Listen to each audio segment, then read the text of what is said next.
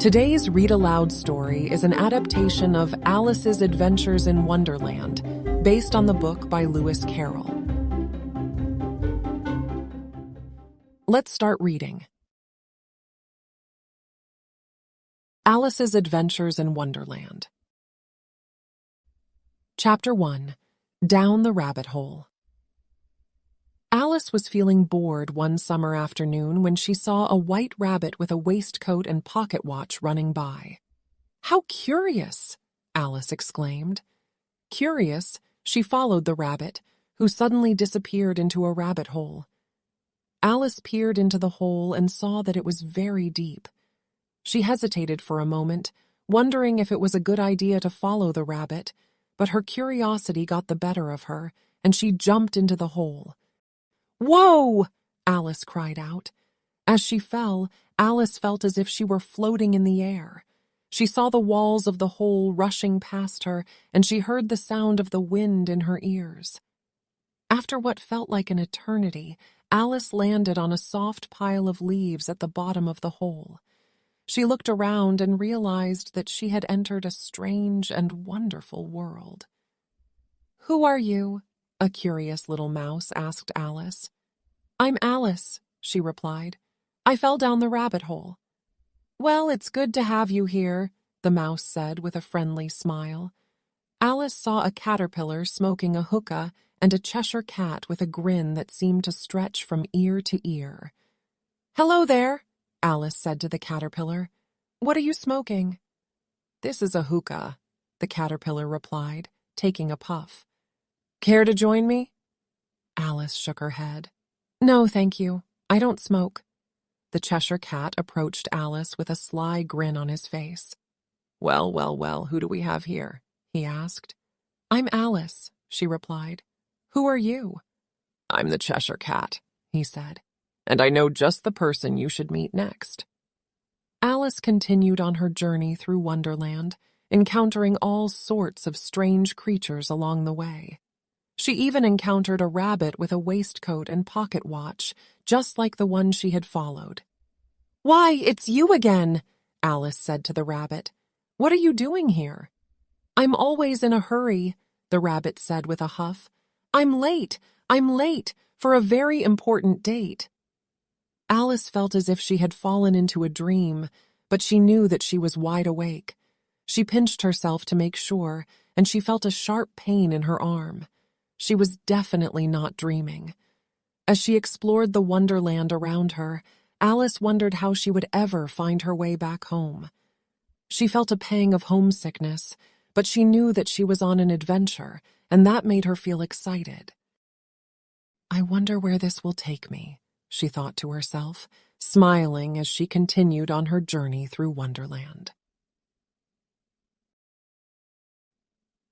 Chapter 2. The Mad Hatter's Tea Party. As Alice continued on her journey through Wonderland, she came across a peculiar tea party. A Mad Hatter, a March Hare, and a Dormouse were all sitting at a long table, drinking tea and eating bread and butter. The Hatter and the Hare were arguing, while the Dormouse was dozing off. Alice approached the table, curious about these strange creatures. "May I join you?" she asked. "Of course," the Mad Hatter said with a smile. "But first, we must answer a riddle." Alice was surprised but intrigued. "What is the riddle?" she asked. "Why is a raven like a writing desk?" the Mad Hatter asked. Alice thought for a moment, but she couldn't come up with an answer. "I don't know," she said. "Neither do I," the Mad Hatter said with a laugh. "Now let's have some tea." Alice sat down at the table and was served a cup of tea by the Dormouse, who had woken up. Alice noticed that the tea party was very strange, with the Hatter and the Hare constantly arguing and the Dormouse falling asleep at the most unexpected moments. "What's going on?" Alice asked. "We're having an unbirthday party," the Hatter explained. "An unbirthday party?" Alice repeated, confused. "Yes, you see, there are 364 days in a year that aren't birthdays," the Hatter said, "so we celebrate those days instead." Alice found the concept of an unbirthday party to be very odd, but she was having a good time nevertheless. She drank her tea and ate her bread and butter while listening to the Hatter and the Hare argue and the Dormouse snore. Alice smiled, realizing that sometimes in Wonderland things didn't make sense, and that was okay. She finished her tea and said goodbye to the Mad Hatter, the March Hare, and the Dormouse, knowing that she would never forget her peculiar unbirthday tea party. Chapter 3. The Trial. As Alice made her way through the fantastical world of Wonderland, she found herself in a courtroom where the Queen was presiding over a trial. Alice was fascinated by the strange proceedings, and she watched as the Knave of Hearts was accused of stealing tarts from the Queen's kitchen. Alice was amazed by the spectacle of the trial, with the Queen and her attendants yelling and shouting and the witnesses giving confusing and contradictory testimony. Alice wondered how justice could ever be served in such a chaotic place. But then, to her horror, she heard her own name called out. "Alice, come forward," the Queen commanded. Alice stepped forward, feeling apprehensive. She had no idea what the Queen wanted from her. "Did you steal my tarts?" the Queen demanded, pointing a finger at Alice. Alice was taken aback. "No, Your Majesty, I did not." "Are you sure?" the Queen asked, narrowing her eyes suspiciously. Alice felt a chill run down her spine. She could see the angry faces of the Queen's guards as they glared at her. "Yes, Your Majesty," Alice replied, trying to sound confident. The Queen paused for a moment, considering Alice's answer. Then she suddenly shouted, "Off with her head!" Alice felt a wave of fear wash over her. She looked around for a way to escape, but the guards had surrounded her.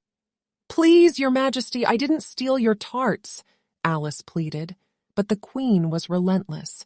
"Off with her head!" Chapter 4. The Escape. Alice knew she had to get away from the Queen and her minions. She ran as fast as she could, dodging cards and trying to find a way out of Wonderland. "Stop her!" the Queen shouted. "Don't let her escape!" Alice heard the sound of the White Rabbit's watch ticking and followed it. She knew it was her only chance of escape. "Wait for me!" she called out to the White Rabbit. As they ran, they passed by the Cheshire Cat. "Which way should I go?" Alice asked him. "That depends on where you want to get to," the Cheshire Cat replied. "I don't much care where," Alice began, but the Cheshire Cat interrupted. "Then it doesn't matter which way you go," the Cheshire Cat said with a grin. Alice was taken aback by the cat's peculiar response. "But I want to get somewhere," she protested. "Ah, but that depends on where you want to go," the cat replied. "I don't know," Alice admitted.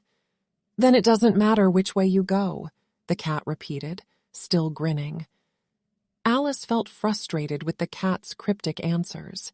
She wanted to find her way out of Wonderland, but the cat seemed to be playing games with her.